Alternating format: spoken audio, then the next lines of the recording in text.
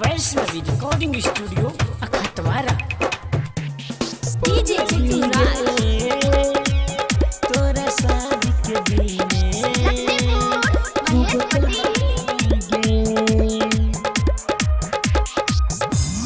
पागल ही गे तोरा शादी के दिने हमें कननी गे पागल ही गे तोरा शादी के दिने खूब कनली गे जब जब तोहर याद सताब पागल जना भैली गे पगली गे तोरा शादी के दिने खूब कनली गे पगली गे तोरा शादी के दिने हम कनली गे जब जब तोहर याद सताब पागल जना भेल गे सजनी गे तोरा प्यार में पागल हमें भेलियोगे सजनी गे तोरा शादी के दिने हम डीजे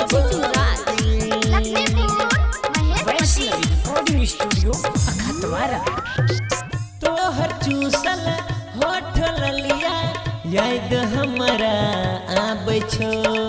प्यार वाली मीठ बतिया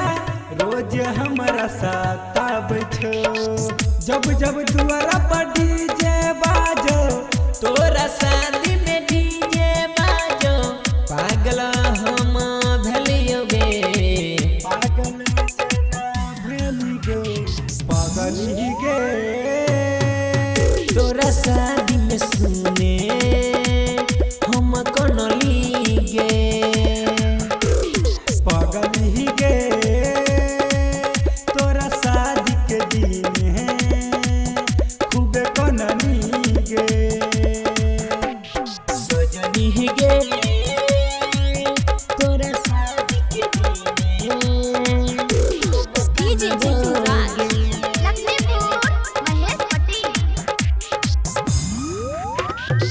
कोना भूलेबा तोहर सुरतिया सोची है छिहारान गे अब के कहतै बाबू सोना सोची है छिहारान गे मन करैया जहर खाली मन करैया जहर खाली तोरा बिना जान गे पागल जना भैली पगली गे तोरा शादी के दिने हमें कनबोगे सजनी गे तोरा शादी के दिने हम कनबोगे सजनी गे तोरा शादी के दिने हम कनबोगे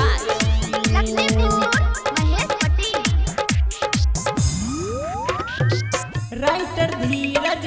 डीजे राजेश के तू बन गेला जान गे सादम कौन है या के छौरी बन गेला परान गे डी के राजा कहे छौगे ब्रह्म बाबाली कहे छौगे बन गेला परान गे बन गेला परान गे सजनी गे तोरा शादी के दिने खूब कनबोगे